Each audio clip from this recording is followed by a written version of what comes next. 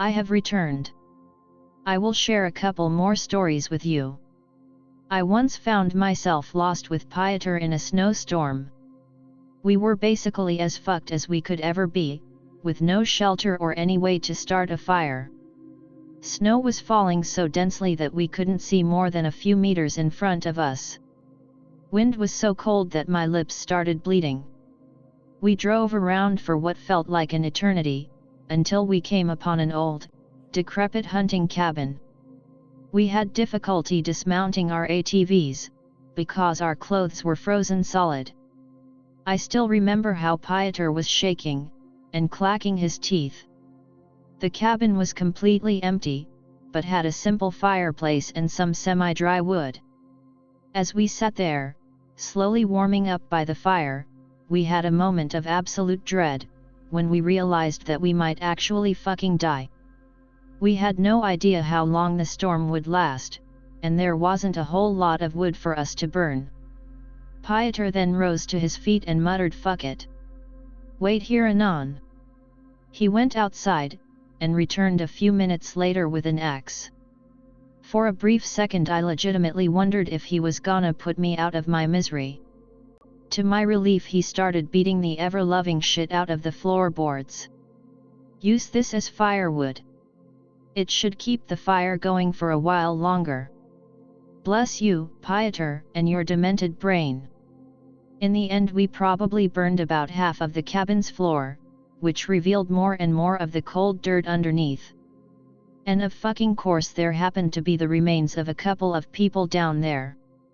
We were waiting out the storm, stuck in a fucking murder cabin. The remains looked very old, fortunately, just dusty skeletal remains. Seriously debated whether we should leave or stay. Decided to stay, because we'd have a better chance of survival against a psycho Russian killer than the storm. At one point I swear we heard someone approaching the cabin, only to run away into the wilderness. Makes no sense, because only a mentally deranged mongoloid would have the balls to wander around out there. Then again, we were in a cabin with corpses under the floorboards. We sat with our rifles ready, just in case. After a long while, the storm started winding down. We emerged from the cabin, dug our ATVs out of the snow and made our way back to town. Navigating was a lot easier, now that we could see where we were going. Immediately went to the police station. They were surprised to see us, since they had already reported us missing/dead. We told them about the cabin, and agreed to show them the way the next day. I slept for about 14 hours, after soaking in a tub of hot water, best sleep I've ever had. We met up with the officers, and led them through the forest to the cabin. It was fucking gone. There was no trace to be found of it whatsoever. The trails left behind from our ATVs were still very clear, and even the spot where we dug them out. But the cabin was just not there.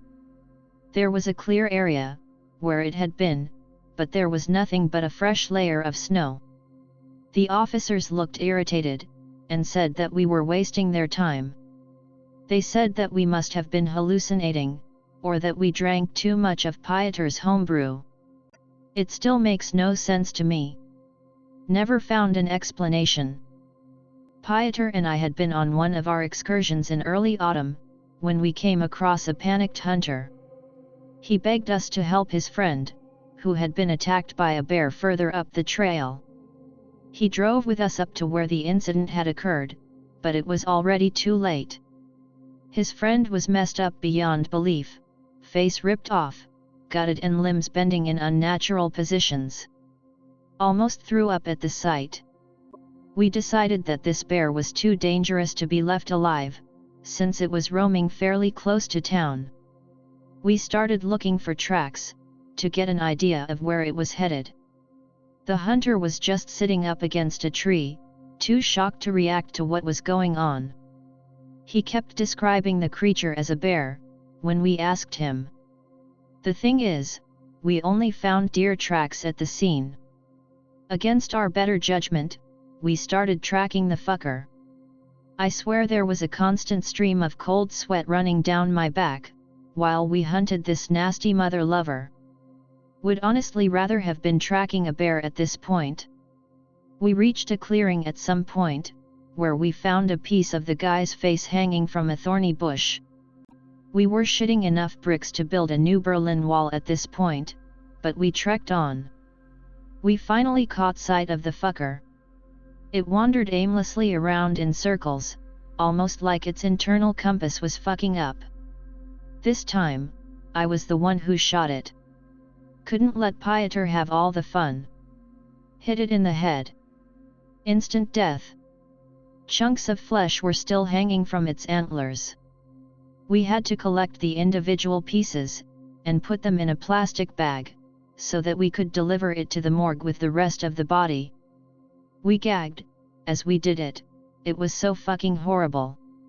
Ended driving the shocked hunter back with us, so that he could deliver his testimony. "Why did you tell us it was a bear?" Piotr asked him. "You would never have believed me," he answered. "If only you knew." Piotr and I were hanging out in his apartment one night, sharing stories and drinking.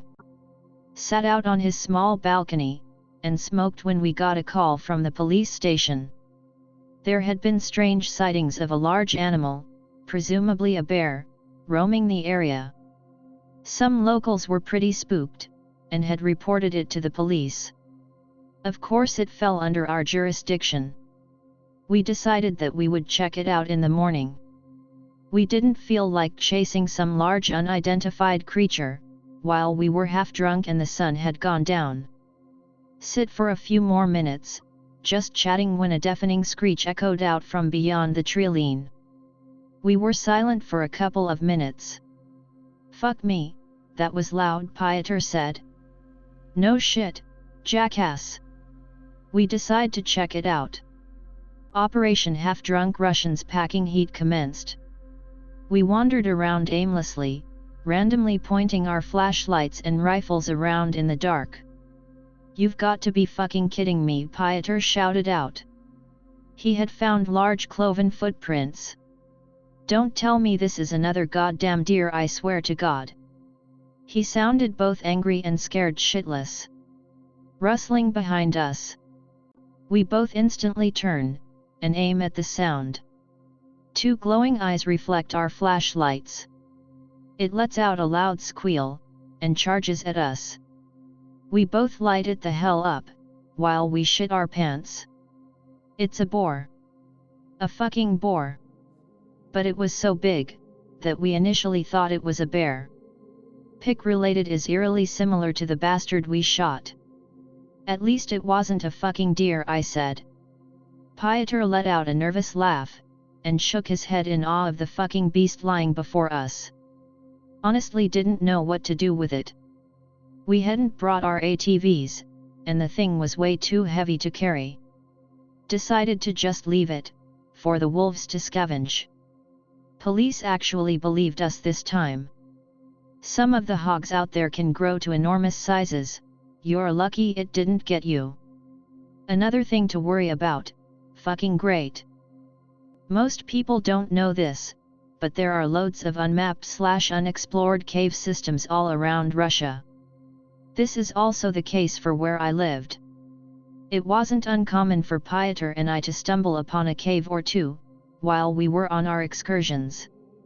Lots of local legends surround the caves, like an underground city of subterranean people, covens of witches, prehistoric animals, and so on. Whatever the case, I've always found cave systems fascinating. It's like entering a new world, where the same rules don't apply. So when the police mounted a rescue team, to help a teenager who had gotten trapped in one of our caves, I didn't hesitate to volunteer. At this point, Piotr and I were respected and well liked with the police. They trusted us, and included us in some of their work. Piotr didn't come along this time, because he was too hungover. As the case stood, two teenage boys had tried to explore a local cave system that had some very steep drop-offs. One of the boys had lost his footing. and tumbled down into the darkness. He was still alive, but had broken his ankle, and couldn't get out. Rather than getting stuck himself, his friend had chosen to send for help. We made our way through the cave, making sure to watch our steps. The cave floor was damp, and covered with algae, so it wasn't a surprise that the boy had slipped. When we came to the drop-off, we shone our lights down at him. He waved, and smiled, knowing he was saved. I started descending the steep rock wall, with the rope tied at my waist. When I reached the bottom, I secured the boy to the rope, and gave the officers the signal to start pulling him up. "He went that way," the boy said to me, and pointed to a narrow passageway at the back of the cave. "Excuse me?" I asked, wondering if he had hit his head on his way down. "My friend. He came back for me, and told me he had found an exit that way." I was confused, but told him, "Your friend is up there, with the others." His face went completely pale on the spot. "But he was down here with me. He went that way." An uneasy feeling hit me, which I tried to ignore. Now I was stuck at the bottom of this small chasm, until they threw down the rope again. And this kid claims that someone was down here with him, even though his friend had gone straight to the police.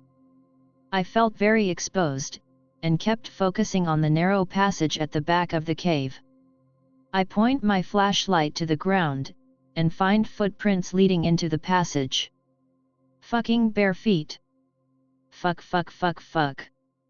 Just as I am unloading a metric ton of bricks, they throw the end of the rope down, and hit me right on my shoulder. I let out a shriek of terror, that those bastards never let me live down. As they pulled me up, I refused to look back down. Got the hell out of there as fast as possible. Fug whatever was down there. One of our biggest problems with poachers was that they would sometimes leave behind these heavy-duty, rusty bear traps. Pick related for reference. Sometimes they never came back for them, which meant that some parts of the forest could potentially be a minefield of broken ankles. Sometimes we would find rotting carcasses, that had become trapped in one and left to die. I once almost stepped in one, but Pieter noticed the chain in time to stop me. "Thanks again, buddy." One time we came across one of these traps, which had been sprung. Left in the trap was a boot, with the foot still attached. The rest of the body was gone. Large pool of blood left behind, along with bloody pieces of fabric. From what we could see, it looked like someone had gotten stuck, and then had his foot amputated. We followed the blood trail, but found no body. He must have been with a friend, who drove him out of there. The ironic part is, that bear traps are fairly easy to break out of, if you know which pin to pull. Poor guy lost his foot, because of some dumbass poacher. Took the foot with us, and asked around in the police station. They hadn't had any reports of people getting fucked by bear traps. This guy didn't even go to a hospital. This meant he had either been a poacher himself, or just one tough son of a bitch. Never found him, or heard about him since then. Still, finding a severed foot is never nice, especially when you know the type of shit that's out there. Pieter once showed me an abandoned settlement he had found back in the day. Though we were roughly the same age, I was more of a city boy than him. He had always lived out in the less populated areas, and spent a lot of his childhood and teenage years on exploring the forest. He rarely talked about his childhood, mainly because of his alcoholic father who beat him and his mother. But he trusted me, and sometimes opened up, after a bottle or two. To him, exploring the wilderness was a way to escape from his dysfunctional home, which is why he had a pretty good internal map of the place. We drove for a couple of hours, until we arrived at the settlement. It looked rotten, and old as hell. Most of the buildings were made of wood, that was ready to collapse at any second. Some were made of your typical Soviet concrete, and looked about as stable as our economy. Still, we chose to explore for a bit, just in case. After all, this place would have made an amazing base for poachers. The houses were empty, except for some damp furniture and a couple of stoves. The concrete structures, on the other hand, still had some interesting stuff lying around. We found some wet boxes of old dynamite, which led us to believe that it was an old mining town. Sure enough, there was a large quarry a few kilometers away, which we found later. A lot of the stuff we found were too rusted to make out what it had once been, everything else was just in a state of decay, that made it seem pretty unsafe for us to fool around with it too much. It's not uncommon to find old abandoned mining towns, that were never put on a map, so we didn't really take a second to wonder why it had been abandoned. That is, until we spotted the fucking deer. Piotr anxiously nudged my shoulder, and gestured to the right of us. There was a large stag watching us from behind one of the houses. The more we looked around, the more deer we noticed. There were maybe 10 or 12 of them, just observing us. They didn't seem threatened by us, but rather like they were making sure we were on our way out of there. We slowly approached our ATVs as these bastards just followed us silently, never blinking or making a sound. When we got to our ATVs, we debated whether or not we should light them up, but we decided against it, because we didn't want a herd of bloodthirsty demon deer charging us. We just started driving away, counting ourselves as lucky, seeing as they hadn't decided to fuck us up. I remember looking back, once we were 100 meters or so away, and seeing well over 20 deer standing there, motionless. "Fuck that!" Piotr shouted, as we raced out of the area, and back to town. We never went back, but often talked about it. He firmly believed that the deer had something to do with the settlement being abandoned. I'm not so sure, but I definitely don't think it's out of the question. Fuck deer and their mysterious fucking ways. At this point, the police knew of our various encounters. They didn't really believe us, but still respected us enough to not mock us. After all, we had retrieved quite a few bodies for them, that had been messed to high hell by deer. That all changed when one of the officers, one of my friends, had gone missing. He had responded to a call, about some kids that had claimed to have been stalked by a strange old man while they played in the forest. For some reason, he had gone out there alone to investigate. That was 16 hours ago, and nobody had heard from him since. Piotr and I helped with the search, since we both knew him quite well. Hours of searching yielded nothing. Then, someone found his handgun lying on the ground. It had been fired twice, but we couldn't find the bullet casings. One of the officers had brought a search dog.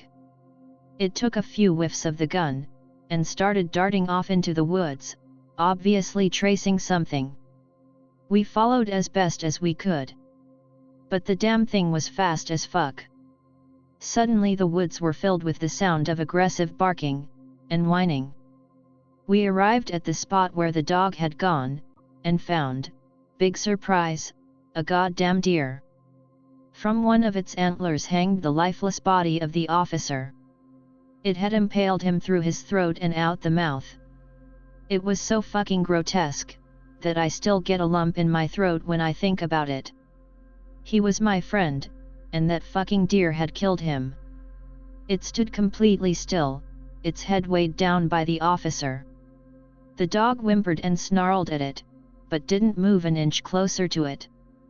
One of the police officers shot at it, which caused us all to just light it the hell up. Retrieving his body still stands clear in my mind as one of the hardest things I'd ever done. After that incident, the officers always took our claims seriously. They even offered backup, when we went on our excursions. I still wonder about that old man, though. Did the kids just imagine him? Pieter still insisted that something supernatural was manipulating the deer, making them aggressive and batshit insane. I still leaned more towards the theory that deer are just, by their very nature, batshit insane. At one point we were checking out a potential poaching camp. When we arrived, we were greeted by two older men, who immediately started questioning us. We explained the situation to them, and asked them to step aside, so we could inspect their camp. It was a pretty standard camp, with some fresh kills and pelts. But the men seemed very nervous anyway, like they were hiding something. We started questioning them, until they cracked. They admitted that they had shot and killed about 7 or 8 deer the previous night. But they hadn't retrieved a single of their carcasses, and had simply fled the area. What kind of hunter kills animals, just to let them rot, huh? Why the hell did you do it? Pieter asked them, with a sense of urgency in his voice. They explained that they had been sitting in a deer blind, waiting to take a decent shot at some unlucky deer. They then spotted one, that walked straight at them. When they aimed at it, they saw its eyes through their scopes. It was looking directly at them, but still just walked calmly towards them. That's when they heard a twig snap, and realized their blind was being surrounded. All of them had the same lifeless look in their eyes. None of them made a noise, or any sudden movements. When they had completely surrounded the blind, they started pulling some aggressive expressions, and began bellowing at the hunters. Their blind was raised about 3 meters off the ground, and supported by 4 wooden pillars. The deer started ramming the supports, while they kept bellowing. The hunters were scared shitless, and just started shooting the deer one by one. They ran back to their camp after that, and hadn't been out hunting since. They showed us the way to their blind, and sure enough, there were several deer carcasses lying at the base of it. There were visible markings on the supports, that backed up their claim. They then asked us if they were gonna get in trouble for what they had done. We told them no, as long as they didn't do anything with the carcasses, we wouldn't press charges. Normally we would have made them pay a fee, but seeing as they had been through an encounter with the psycho deer, we sympathized with them. In fact, we thanked them for taking care of them for us, since they were a threat to the locals. We told them that if they ever encountered aggressive deer, they should put them down immediately. They looked a bit puzzled, as we drove away. Never saw them again. Pieter and I were once out on one of our excursions, when we ended up getting hunted by a pack of wolves. Normally, wolves tend to stay away from humans and avoid us at all costs. But this time they were literally chasing us, on our ATVs. I didn't really get a good look at their numbers, but I estimate that there were about 8 or 10 of them. They chased us for about a kilometer or so, when I accidentally ran directly into a tree, and got hurled through the air. I blacked out from the impact, but when I awoke, Pieter was sitting beside me, having a smoke. It took me a moment or two, before I remembered what had happened. But when I looked around, there were no wolves to be seen. Where did they go? Did you scare them off? I asked Pieter. He shook his head. I tried to scare them off, but they weren't even interested in you or me. He pointed towards my ATV. It was damn near ripped apart. They attacked it, and kept clawing, biting and ripping until they started bleeding out of their mouths. Several teeth were embedded in various places of the ATV. It didn't turn on. They had completely screwed the engine. Pieter's ATV was completely unharmed. What the fuck, man? Had to leave the ATV behind and bum a ride off Pieter. At this point, I was pretty sure nature just hated me. It became a sort of joke between Pieter and me, that I had chosen the one job that required me to stay in nature for long durations at a time, only for nature to completely reject me. This is going to be the last of my posts. It's gonna be a long one, but it will describe the incident that eventually led me to move to Europe. I thank all of you in advance for reading my ramblings. And I especially thank those of you who believe me. It all started when Piotr got a terrible idea. He suggested that we found a central point in the forest, perhaps near a lake, or anywhere deer were known to frequent. Then we would set up a blind, in one of the biggest trees there, and camp out for a week or so, shooting any deer that seemed off. At first I called him a dumbass, seeing as our job was to preserve the wildlife rather than mow it down. To be honest, I was also terrified at the thought of spending an entire week in the middle of nowhere. He called me a pussy, and gave me an ultimatum: either you go with me, or I go out alone. I wasn't about to let my best friend go out there all by himself for a week. He probably knew that, and used it as bait. We drove to the local hardware store, and picked up the necessary equipment for our little project: screws, wooden planks, rope, etc., etc. Then we went shopping for other supplies, such as canned food and water. We loaded our ATVs with all our gear, and set off into the wilderness. I wondered why Piotr suddenly wanted us to do something so rash and stupid, but figured he had just had enough. I didn't blame him. The weird thing was, though, we had actually not experienced anything unnatural for almost half a year up until that point. Part me wondered if he actually wanted to seek it out, for some reason. He never told me why he decided to lead this retarded crusade against the deer, but I still went with him so that I could watch his back. We eventually found a pretty large lake, surrounded by big, beautiful trees. It was early August, so we weren't in any danger of freezing to death while we slept.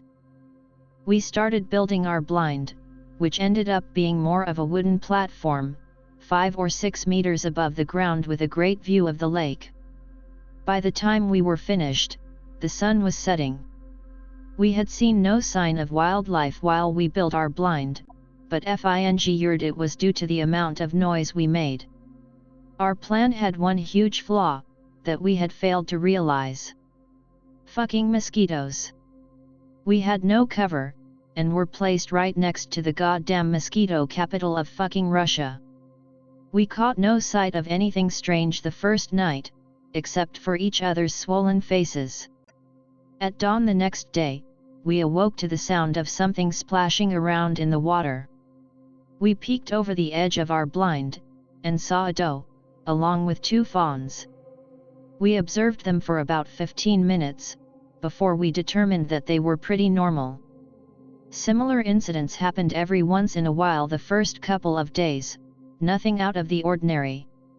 I felt relieved, and wondered if they had migrated to some new place, planning on terrorizing some new rangers. But for some reason, Piotr seemed extremely tense, and would curse under his breath. "Hey, Piotr, WTF is going on, man?" He looked at me with a hollow expression, and sat up beside me. He explained that he had been having nightmares about the deer. He felt that if he killed some of them, he could prove to himself that he had nothing to fear. The poor guy hadn't had a decent night's sleep in well over a month at that point. He almost started crying, while he told me these things, which really showed me how close this guy was to the edge. I had to help him, so I stayed with him and kept a lookout while he took a nap. I hadn't told him anything, but I had actually been looking into how much it would cost to move away from Russia. I hadn't said anything, because I wasn't really planning anything. Besides, I didn't feel like I could just leave him behind. I kept an eye on our surroundings for several hours, and almost decided to just lay back and enjoy the view of the lake, when I heard something approaching to our left. Out of the tree line stepped a lone stag. I waited a bit, to see if it would behave strangely before I woke Pieter up. It bowed its head, and motioned as if it had started drinking from the lake, even though it wasn't anywhere near the lake's shore. That was more than enough proof for me, and I slowly shook Pieter until he woke up. He instantly crawled over to the edge, and looked at the deer, grinning with some sort of sadistic satisfaction. He aimed at it with his rifle, and fired.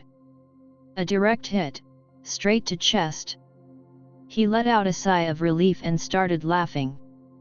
We heard the sound of several animals walking around within the tree line, but never saw one of them. It almost seemed like that lone stag had been bait, to see how we would react. This only fueled Pieter's paranoia. He was practically trembling with fear every time we heard something wander around in the treeline. Sometimes a deer would appear on the far side of the lake, but no matter how many times Pieter and I shot at it, we never hit it. At night, our main source of light was a lantern, that ran on petroleum. Part of me always suspected that it was a horrible idea, to use that in a blind made of dry wood. The 5th night into our crusade, shit hit the fan.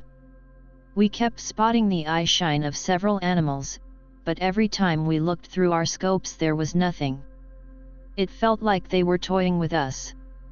Pieter started firing shots into the air, trying to deter the creepy fuckers from whatever they were doing. But of course it didn't work. I picked up the lantern, and raised it higher, in order to illuminate the ground better.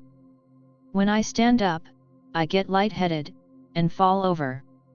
I drop the lantern, which in turn starts a goddamn inferno. We abandon everything, and just descent down our rope.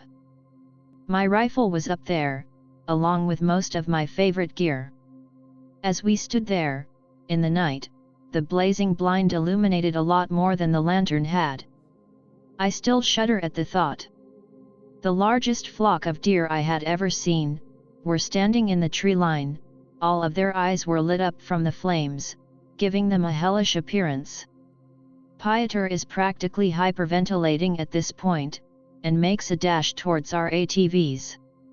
We hit the ignition, and get the hell out of there. We never looked back, to see if they followed or anything the entire ride back. We just kept driving, and letting out cries of adrenaline mixed with actual terror. When we got back, Pieter just went home without saying a word. I went to my apartment and completely shut myself off from the rest of the world. Locked my door, closed the blinds and turned off my shitty phone. I stayed that way for a couple of days. Then I got the sudden urge to get a drink. I had already consumed every bottle of alcohol in my apartment. So I went to a bar that was located on my street. When I entered, I was met with worried looks, from the people who knew me. "How are you doing?" the bartender asked me with a sympathetic tone. This surprised me, because none of them should have known about the shit Pieter and I went through that past week. Could have been better. "Why?" I asked. "Well, after Pieter's accident you just kind of disappeared for a little while." "Pieter's accident? What the fuck had happened while I was in my apartment?" My expression made the situation pretty clear. "Oh shit man, I thought you knew." Then he filled me in. Pieter had packed his bags, and rented some rundown car, with the intention of skipping town.